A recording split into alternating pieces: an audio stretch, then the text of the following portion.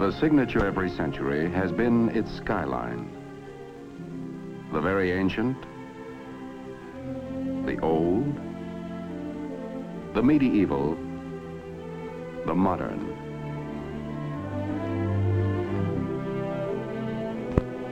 Imprints of man's never-ending path of progress, silhouetted against the ageless canvas of the sky. Our day, our times, our signature, our skyline. Metal fingers beckoning to the invisible, calling to sound the ear cannot hear, and sight beyond the range of the unaided eye. Our era, the era of television. The dream of television had persisted for centuries. The human eye is a miraculous instrument, perceptive, sensitive, forever tuned to the pulsating wavelengths of light. Yet the eye is hemmed in by horizons. It cannot see over a hillside or beyond the haze of distance. To extend the range of human eyesight, man developed marvelously sensitive instruments, binoculars.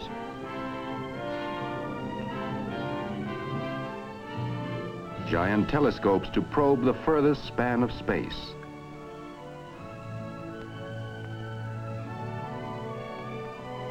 But always there were barriers, distance. Could man fling pictures to the sky and gather them in at a distant point? It was a provoking challenge.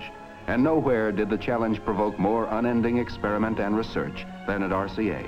As far back as the 1920s, two men took up this challenge. They shared the irresistible dream of television. David Sarnoff, chairman of the board of RCA. Dr. Vladimir Zworykin, honorary vice president and technical consultant of RCA. Dr. Zworykin, every now and then I like to put the calendar back and remember another important occasion when you came to my office. You were a good salesman, and I was a good dreamer. We talked about broadcasting moving images by electronics. And I remember that I asked you what it would cost to develop an all-electronic television system. Do you recall your estimate? Of course I remember. I asked something like $100,000. Your estimate missed by quite a bit.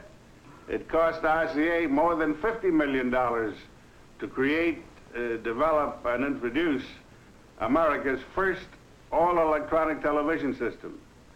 And since that time, as you know, RCA has spent another $70 million to pioneer and develop the compatible color television system. But how well that money was spent. We succeeded in extending human sight far beyond the horizon. Yes. This is wonderful thing about television. The extension of our sight. You are better acquainted with this progress, General, than anyone because of your participation and leadership in so many phases of television development. It was nearly 30 years ago that I came to your office with that tube, the first eye of television. Yes, I well remember it. Nearly 30 years ago. And what a great invention this tube has become. It certainly has fulfilled its destiny. Well, General, this is the grandfather of the pickup tube. Do you want to see the newest grandchild? Well, I'm all for grandchildren. Let's have a look at it. Well, here it is. Well, this certainly looks very interesting. What do you expect this grandchild to do? Well, that's what we call miniature Vidicon. And I hope eventually it will replace all the existing pickup tubes for all the purposes. Well, that's very interesting and certainly very promising because what we need to do is to reduce the size and the cost of these components so that television, color television, both at the transmitting and the receiving end, may be within the reach of everyone. That is my hope. The turning point came in 1923 when Dr. Zworykin invented the iconoscope. This tube, after years of further development, became the image orthicon, the electronic eye of the modern television camera.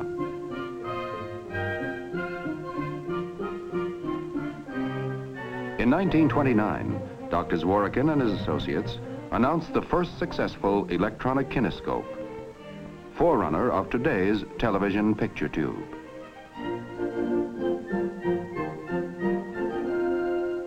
The circuit was complete.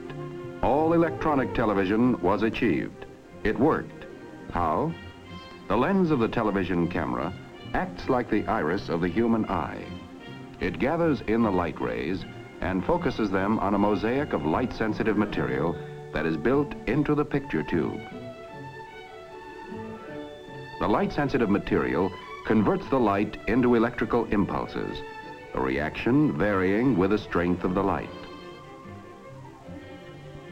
The optic nerve of the camera picture tube is the electron beam, controlled by electromagnets. The beam scans the picture, which is on the plate, in rapid sweeping motions from side to side, from top to bottom.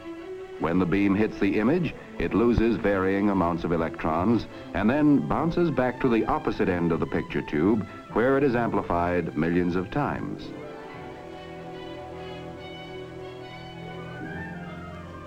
It is led off to the transmitter in the form of electric current.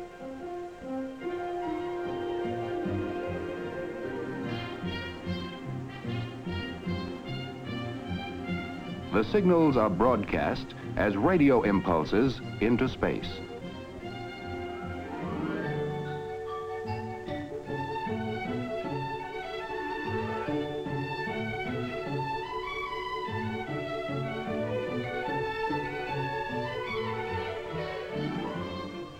Heart of the receiving set is the kinescope. Here, the action is reversed. The stream of electrons, synchronized perfectly with those of the camera tube, literally picture information on a chemically treated screen line by line.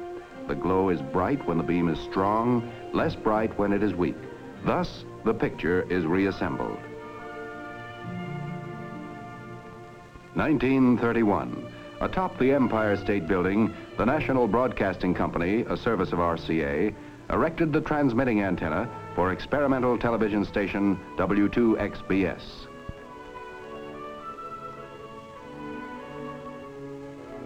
Now, RCA's technicians and scientists tackled the next goal, improvement of picture quality.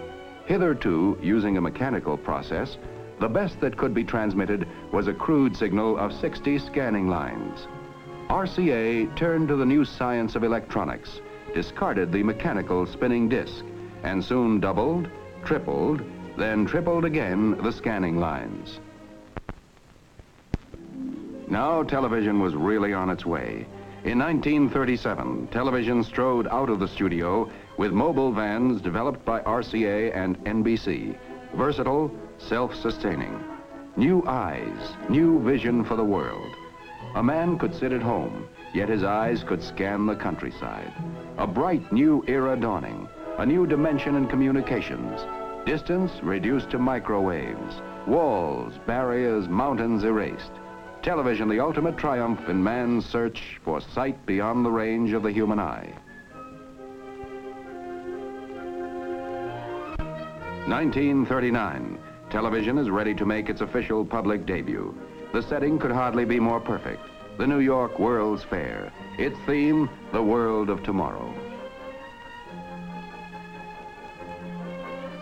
And the world of tomorrow became the world of today. The RCA exhibit building, where on April 29, 1939, David Sarnoff stated, "We have added radio sight to sound." NBC cameras probed, explored, scrutinized. Viewers watching the 3,000 television sets then in New York saw the first president ever televised, Franklin D. Roosevelt, officially opening the world of tomorrow.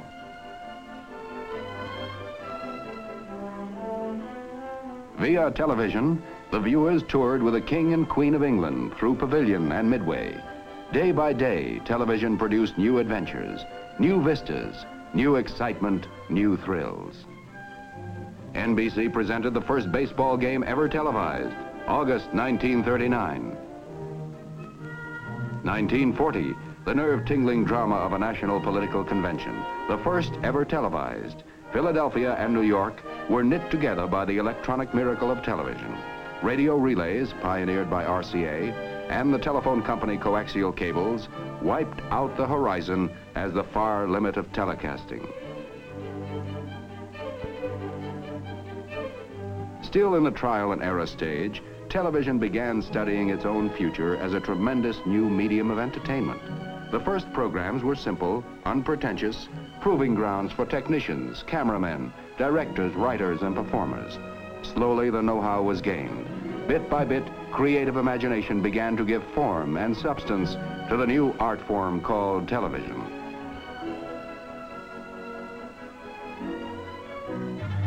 (1941), a fateful year, war, and the beginning of a 4-year blackout for commercial TV.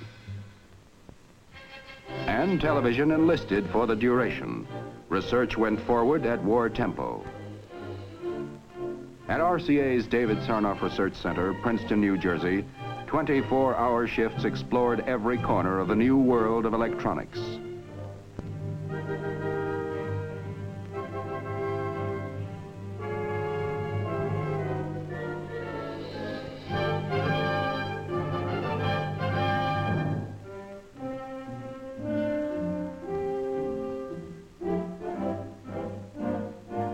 RCA electronic scientists and engineers made important contributions to the development of radar,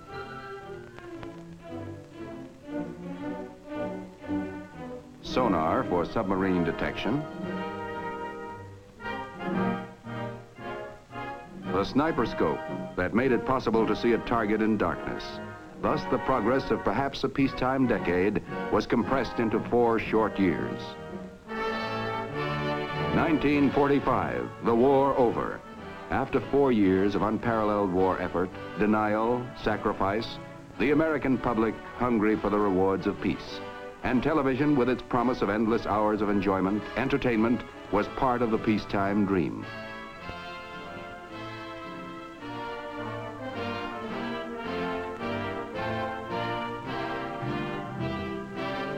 RCA, although by far the leading producer of television sets and television tubes, realized that the future health of the industry required the vital bloodline of competition. So, in a move without precedent in American industrial history, it opened its blueprints to licensed competitors. This was the shot in the arm the industry needed. Television came of age.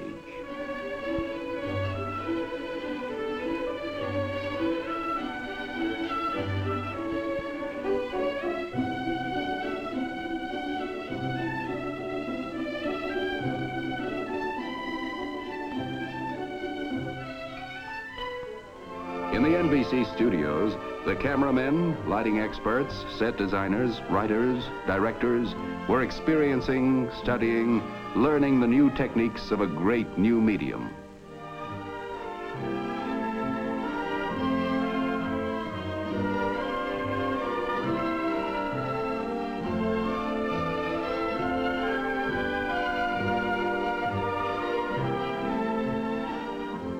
Programming was better, more varied, more entertaining.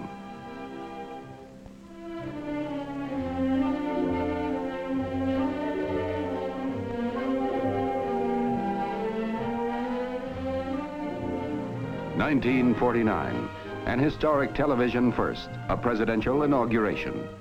As Harry Truman took the oath, the event was carried over the 16-city NBC television network, extending from Washington north to Boston and west to St. Louis.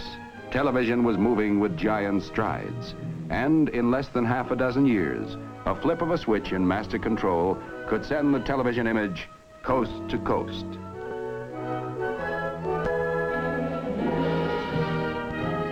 A dynamic industry employing more than 1 million. Television, an unparalleled blending of science and art, invention and engineering, private incentive and public service.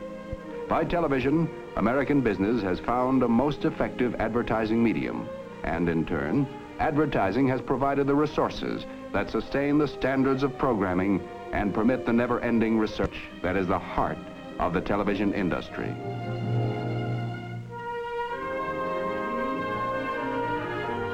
Television servicing alone has become a major industry, employing nearly 100,000 people.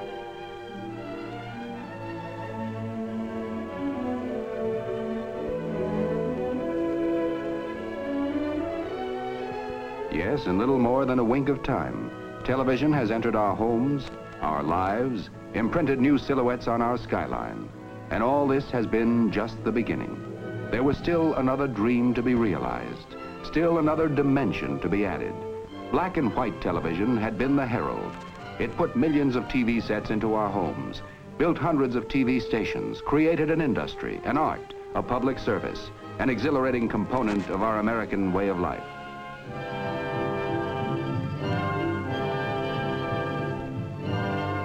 It provided the foundation for the next giant step forward. Color. This is a world of color, and the men of television long dreamed of capturing the full paint pot of nature and brushing it on the screen. How could it be done? It was not an easy triumph, as General Sarnoff recalls.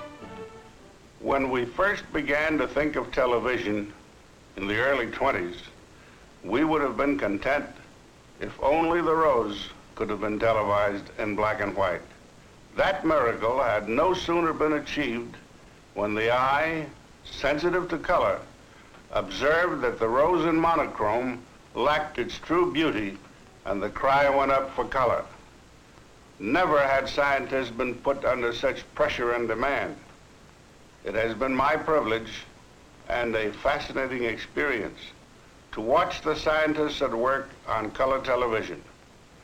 I marvel at their accomplishment in bringing into focus the principles of radio, optics, electronics, photography, chemistry, and many other essentials so that they might all work together to make color television practical. I congratulate the RCA scientists, researchmen, and engineers who pioneered and developed this new science and art, and then created the compatible color television system and the famed color picture tube. Color. Color, the touchstone of reality, the vivid, pulsating miracle that gives substance to shadows, beauty, grace, and enchantment to a picture. Problem: how to harness a stream of electrons for color. Early, General Sarnoff had set forth the fundamental goals for color television. First, it must be all electronic. Second, it must be completely compatible. These were the goals. The road was long, difficult, but it led to one of the historic inventions of our times, the RCA tricolor television tube, the tube with the heart of a rainbow. The lens of the color television camera collects light rays in full color from the scene being televised. Within the camera, an ingenious system of mirrors breaks down the light rays into television's three primary colors: blue, green, and red. They are focused through the lens system to the special camera tubes provided for each primary color, and the primary color signals thus produced are simultaneously processed for transmission. By the miracle of compatibility, color programs can be seen on standard black and white sets without any change or adjustment.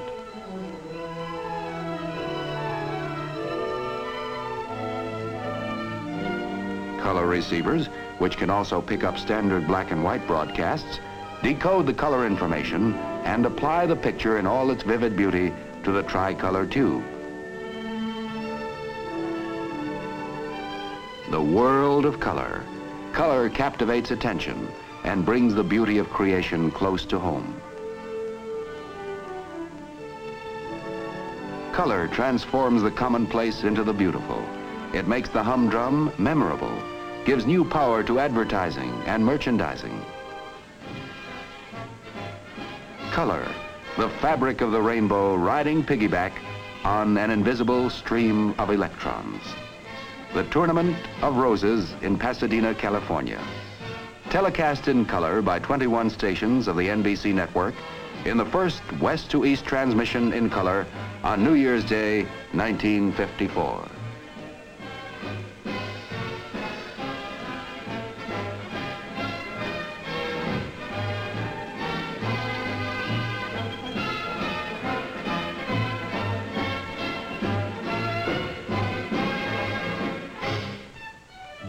All the glory, all the reality of nature.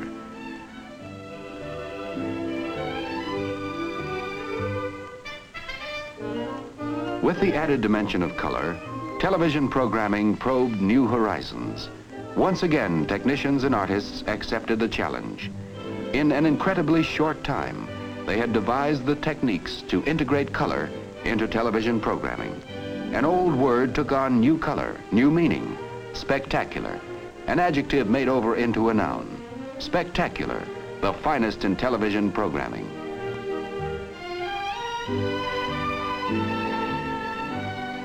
Into the home came the greatest in drama, such as The Four Poster, starring Hume Cronyn and Jessica Tandy.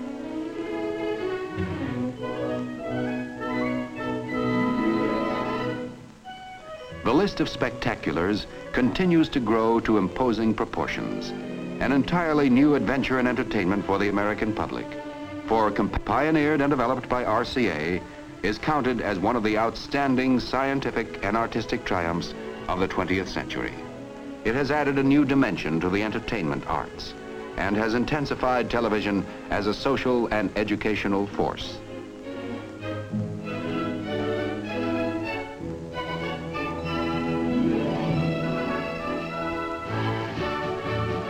Mobile units in a coat of many colors transmit outdoor color telecasts, adding new sparkle and new buoyancy to television coverage of great sporting events.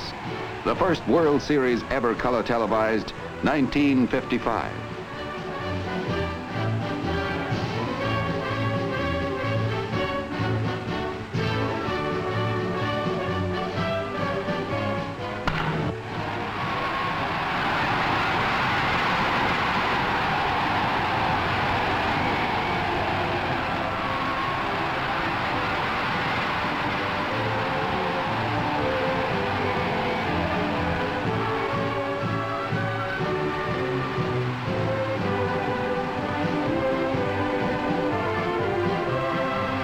Another color television first, the Davis Cup matches, 1955.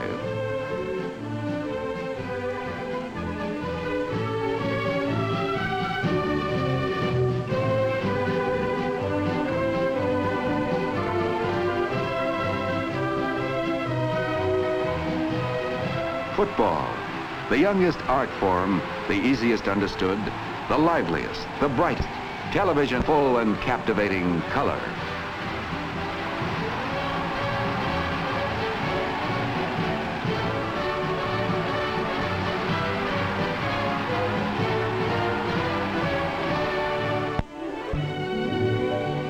For I dipped into the future far as human eye can see, saw the visions of the future and all the wonders that would be.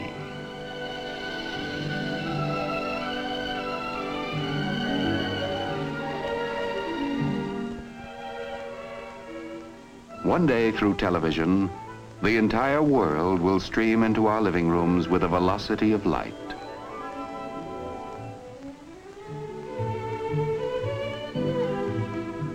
Not too far beyond the horizons, international television, to span oceans, capture all the vivid beauty of far lands, bind people of all nations tight together by better understanding, better knowledge, through instantaneous communication of sight and sound.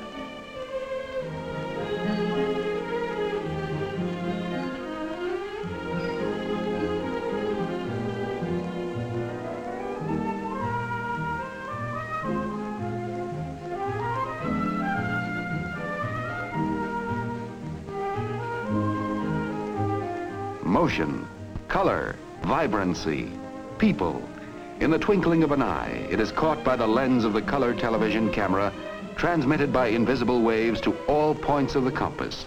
Atop a million homes, antennas pluck the pictures from the sky, and a flick of a switch or the turn of a dial, the scene reappears on the television screen. To perform this split-second magic with true fidelity of color, of sound, of reality, this is the wonder of color television. Compatible color television, an historic example of RCA's continuing efforts to open new horizons of electronics for living. Electronic, easier and safer.